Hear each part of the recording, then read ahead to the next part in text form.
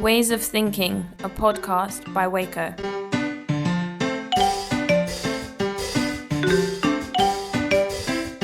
Hola, muy bienvenidos a Ways of Thinking, un podcast en el que hablamos de tecnología, ciencia, humanidades, actualidad y de cualquier cosa que se nos ocurra. Grabamos desde las instalaciones de Waco en Valencia, un espacio de coworking que reúne a profesionales y empresas de distintos sectores y con quienes nos vamos a sentar a charlar cada 2 semanas sobre los temas que nos interesan, nos preocupan o simplemente nos divierten. Os habla Lola Buendía, al otro lado del micrófono me acompaña Lucía Tarragón y a mi lado hoy nuestro invitado de hoy, José Abedín, con quien estrenamos un tema que seguro será recurrente en nuestro podcast. Hoy hablamos de emprendimiento. Hola José, ¿qué tal? Hola Lola, muy buenas tardes. Muy bien, muchas gracias por la invitación. Muchas gracias a ti por participar y prestarte a hablar con nosotros un ratito sobre emprendimiento.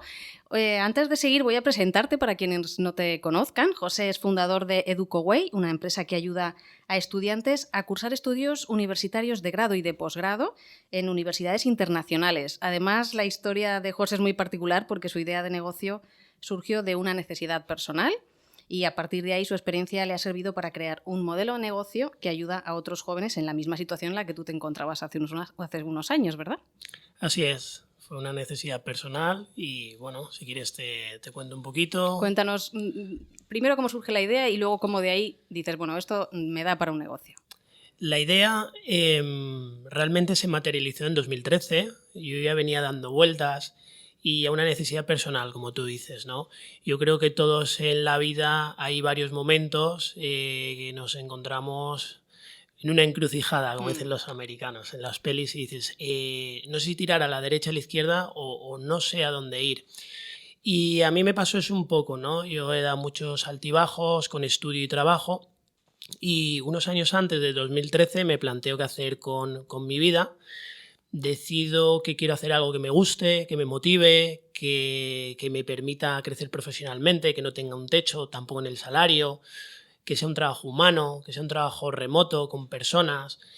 Y digo, ostras, para ello necesito pues una serie de habilidades, de conocimientos, ¿no?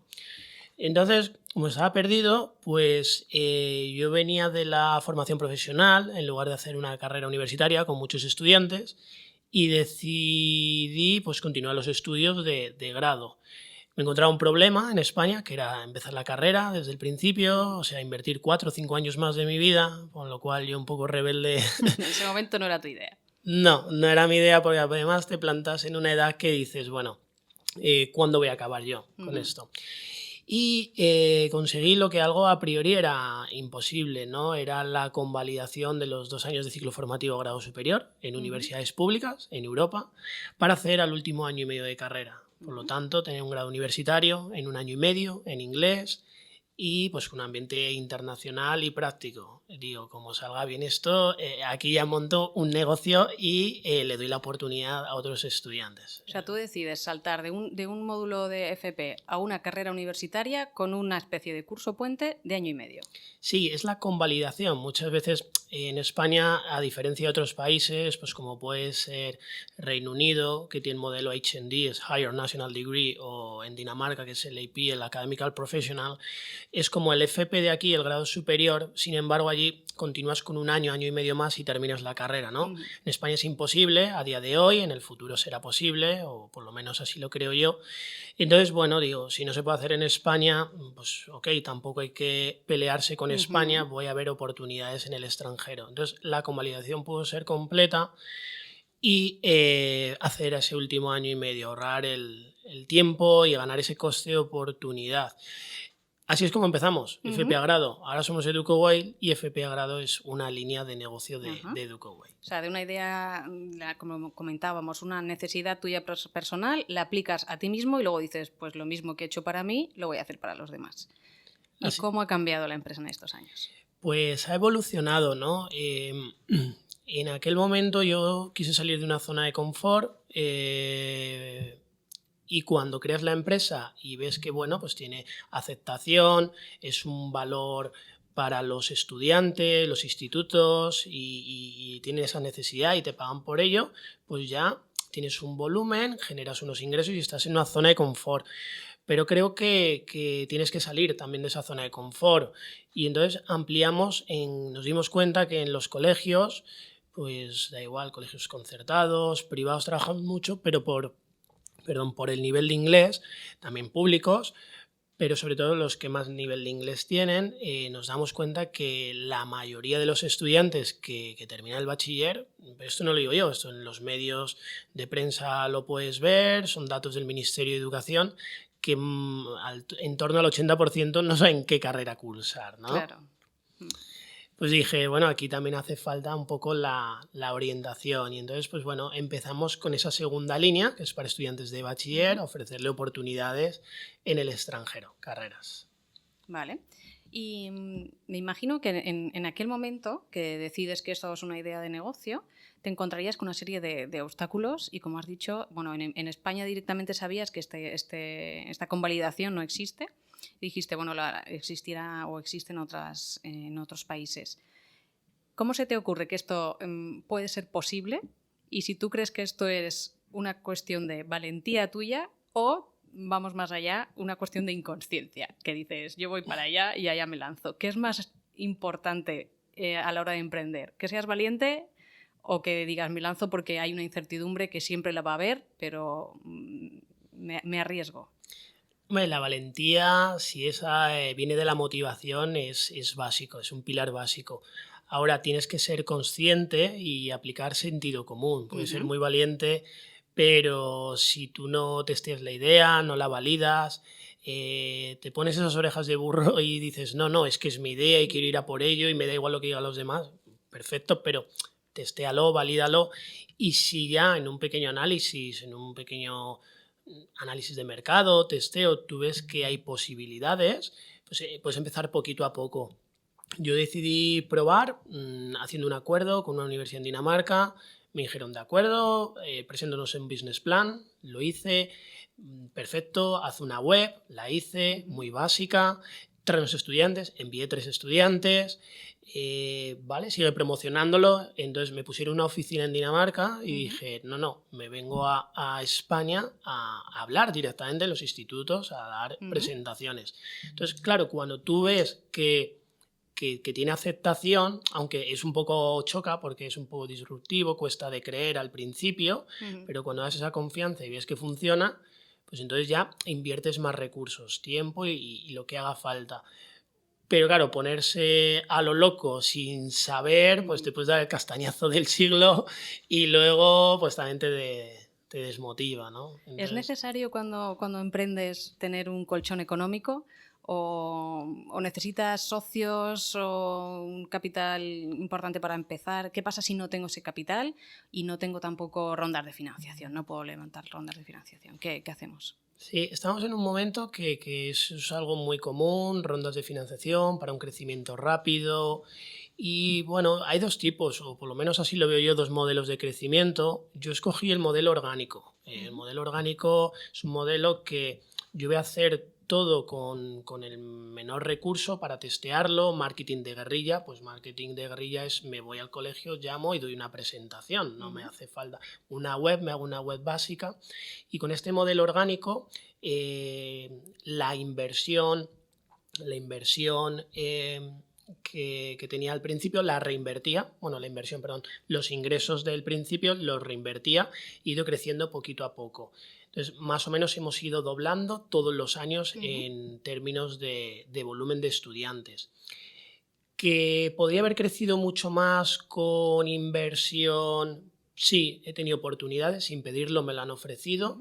Decidí que no porque, no sé, a lo mejor me asustaba un poco que hubiera otras personas que pudieran decidir en otra línea a la mía. Y yo no sé cuál hubiera sido mejor ni peor. Ahora por lo menos sí que tengo una estabilidad, una base, lo tengo todo controlado. De las otras formas, pues el pro es que puedes crecer mucho más rápido, también se te puedes controlar. E ingresos, pues al principio también sí que te hace falta tener un colchón, pero bueno, yo como te digo, con los recursos propios, poquito a poco, tardé un poquito más, pero siempre ha sido rentable desde el minuto 1. Y otra cosa que creo que es importante es que intentes también financiarte con tus propios clientes, Porque claro, si haces un trabajo que hasta los 2 años no vas a tener ingresos, entonces, bueno, hay que ir un poquito a jugar con esa parte. Y además dices que te pusieron empezaste con una oficina en Dinamarca, comentado, pero luego te vienes para acá. ¿Y por qué te vienes? ¿Qué te hace venir? Bueno, la oficina, me pusieron 2 oficinas, las universidades, porque la verdad es que son universidades prácticas de ciencia aplicada y es teoría puesta en práctica, y que necesitas una oficina, ya la tienes. Entonces me pusieron 2 en 2 universidades. Bueno, pues tenía 2. Pero claro, yo digo, ¿dónde está mi cliente? Mi cliente está en los institutos, luego más adelante en los colegios. Pues yo tengo que venir a darles la información. Yo puedo hacer la campaña más bonita, puedo centrarme en hacer la web mejor del mundo, pero al final yo lo que tengo que ir a la persona en el momento indicado, contarle que tienen una oportunidad, ¿vale? Puedes tirar por un camino o por otro, o este que te presento. Entonces vine aquí porque creía que necesitaba estar cerca. Y bueno, así es un poco como empezó y decidí volver a España, a Valencia. ¿Emprendes desde Valencia o sigues estando, vamos, tienes tu sede aquí, de hecho, en Waico, ahí detrás, casi desde aquí la podemos ver un poquito? Sí, está arriba. Además creo que llevas aquí desde los primeros miembros de Waico, me parece. Bueno, se podía decir de los primeros, pero yo te diría que soy el primero. El primero, wow. Depende, a ver, a lo mejor el primero suena un poco prepotente, pero primero, quiero decir, soy el más antiguo ininterrumpidamente. Obviamente yo cuando conocí a Waico, creo que fue nada más llegar a Valencia en 2014, en noviembre, lo vi, me quedé y hasta ahora. Pero sí que había gente de antes, pero yo no he cambiado. Es decir, he estado en el de Gobernador Viejo, Ruzafa, la ampliación y no pienso, no está en mis planes cambiar. Por eso te digo que ininterrumpidamente sí que... ¿Qué ventajas ha tenido para ti trabajar primero en Valencia y también desde un coworking? Pues sobre todo el networking y la gente y la ayuda que te proporciona el mismo coworking, la gente que estéis aquí. Porque no es un espacio como el que abre una oficina que la divido en 6 trozos, siéntate y ya está, sino que realmente te quiero ayudar a hacer tu negocio que sea mejor en todos los sentidos. Luego todo ese tipo de eventos que viene gente interesante, de empresas, de formación, incluso para conocerte entre los mismos del coworking. La parte internacional, parece que no, pero ayuda un montón esos puntos de vista y creo, si no me confundo, que estamos por lo menos en un 60% de internacionales. Prácticamente sí, ahí estamos los números mitad y mitad, casi un poquito más de internacional, un 60 podríamos ir por ahí, sí. Pues eso me ayuda mucho y, por ejemplo, ¿qué cosas que he podido hacer de aquí? Pues mira, gente que me ha ayudado a descubrir programas para automatizaciones y nos ha dado formación. Gente de recursos humanos que ahora hace la selección del personal. Gente que nos ha recomendado clientes. Gente que nos ha puesto en contacto con comunicación para salir en prensa, en radio. Otros puntos de vista para abrir otros países y conocimiento. Al final son tantas cosas en, no sé, 5 o 6 años que no me planteo cambiar. Y hay mucha gente que me dice, oye, pero ¿no te saldría mejor irte a tu propia oficina? Digo, no, pues sale un poco más barato, pero es más caro. A la larga, ¿verdad? Y a corto plazo, porque mira, para empezar no me tengo que ocupar de nada, ni el internet, ni el agua, ni la luz, ni mantenimiento. Y luego, toda la gente que conoces, todos los recursos, claro, no es solo el recurso económico, eso es una forma de crecer que bueno... Que va muy acorde al tipo de empresa que además has creado, que como decías es orgánico. Sí, es orgánico y te puedes aprovechar pues de eso, nutrir más bien, aprovechar suena un poco negativo, nutrir unos de otros. ¿Cómo de importante crees que es para un emprendedor la red de contactos? Pues la red de contactos es básico. Yo veo que hay miedo a compartir ideas, a compartir mis secretos. Cuidado, yo te voy a decir un secreto, voy a crear un restaurante guía Michelin Valencia en tal zona, ya te lo he contado, ahora vete y hazlo, ¿no? Claro. Obviamente no te voy a contar el secreto de la salsa secreta de mi abuela, pero es decir, todo, pero sí que hay que compartir. Y esto me pasa, yo cuando venía de Dinamarca, cuando estaba estudiando, el vuelo más barato era Billund, Alicante, y me venía en un BlaBlaCar hasta Valencia. Ajá.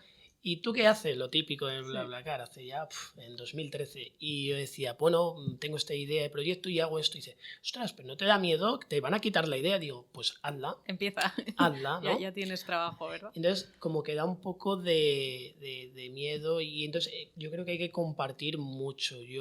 Los competidores, incluso de Valencia, son partners, son socios. Mira, poniéndote un ejemplo, aquí hasta hace poco ha estado una empresa que podríamos llamar la competencia, hace lo mismo que nosotros, la orientación en lugar de Europa en Estados Unidos. Ajá.